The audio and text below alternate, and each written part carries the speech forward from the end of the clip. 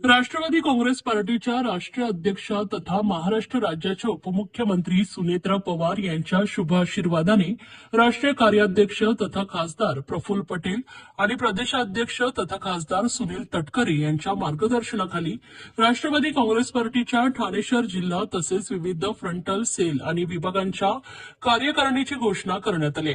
आज ठाणे शहर जिल्हा मध्यवर्ती कार्यालयात आयोजित कार्यक्रमात प्रदेश सरचिटणीस तथा ठाणे जिल्हा अध्यक्ष नजीब मुल्ला यांनी नव्या कार्यकारिणीची घोषणा केली.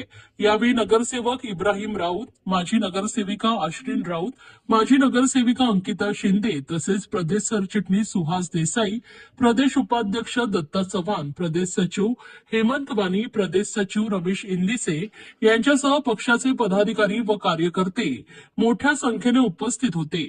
यावेळी उर्वरित फ्रंटल सेल विभाग तसेच विधानसभा अध्यक्ष, विधानसभा कार्याध्यक्ष, ब्लॉक अध्यक्ष आणि ब्लॉक कार्याध्यक्ष यांच्या नियुक्त्या पुढील काही दिवसात जाहीर करण्यात येणार असल्याची माहिती देण्यात आली आहे.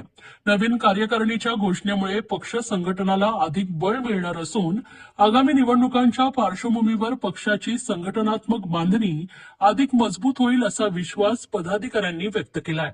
नवीन नियुक्त झालेल्या सर्व पदाधिकाऱ्यांचे पक्षाकडून अभिनंदन करण्यात आले असून त्यांच्या पुढील वाटचालीस शुभेच्छा देण्यात आल्या आहेत.